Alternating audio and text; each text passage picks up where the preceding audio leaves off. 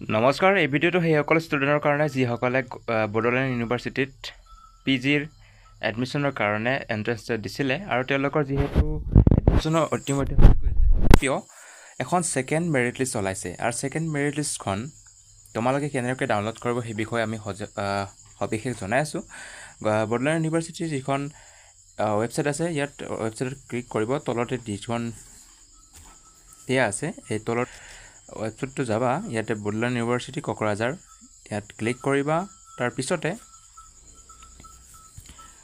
এনেকৈ ৱেবছাইটটো খোল খাব, এনেকৈ জুম কৰিব, মই জুম কৰি দিছোঁ, তোমালোকে জুম নকৰিলেও হ'ব বাৰু।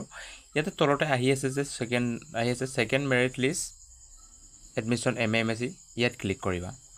ক্লিক কৰিলে তোমালোকৰ এই মেৰিট লিষ্টখন ওলাই পৰিব। এইখন মেৰিট লিষ্ট দিছিলে 5 তাৰিখ 8 মাহ 2024 আগষ্ট 5 তাৰিখে দিছিলে, আজি আচলতে 6 তাৰিখ হৈছে। আৰু কাউন্সেলিং কেতিয়া হ'ব সেই বিষয়টো আমি একেবাৰে জনাই দিছোঁ যে ইয়াত লেখা আছে চাৱা, second merit list of Assamese admission second merit list of admission into MA/MSc 2025-26 এটা ডেট দিয়া আছিলে 5 তাৰিখ আগষ্টৰ কাৰণে 2024। ছেকেণ্ড মেৰিট লিষ্ট দিয়া হৈছে। ইয়াতে ছাবজেক্ট কেইটা আছে কি জানেনে?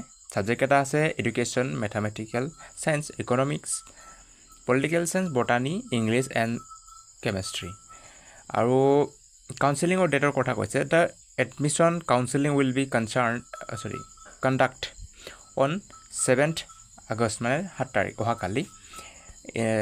তাৰপিছতে এই ছাবজেক্ট কেইটাৰ বিষয়ে আমি জনাই দিছোঁ। এডুকেশ্যনৰ আছে 3টা ছিট, SC এখন, OBC এখন, ST এখন, ইয়াতে দিয়া আছে পাৰ্টি, আমি নাম কৈতে চাই নিদিওঁ বাৰু, আপোনালোকে নিজে চাই ল'বা। মেথামেটিকৰ আছে 5টা, ইকনমিক্সৰ কাৰণে 12টা আছে, পলিটিকেল চায়েন্সৰ কাৰণে আছে 25টা আৰু বটানীৰ কাৰণে 1টা আছে, আৰু ইংলিছৰ কাৰণে আছে 4টা আৰু কেমেষ্ট্ৰিৰ কাৰণে আছে 10টা। যিসকলে এডমিশ্যন কৰিম বুলি ভাবি আছে আৰু ইয়াত যিসকলৰ নাম আছে তেওঁলোকে কাউন্সেলিঙৰ দিন অহাকালি কাউন্সেলিঙত যাব পাৰিব। ডকুমেণ্ট কি লাগে আপোনালোকে হয়তো জানেই, যিসকল আগৰ ষ্টুডেণ্টসকলৰ পৰা তোমালোকে নিজৰ ডকুমেণ্টৰ বিষয়ে জানি লৈছা। যিসকলৰ ইয়াত নাম আছে সেইসকলে অহাকালি গৈ এডমিশ্যন ল'ব পাৰিবা। ধন্যবাদ।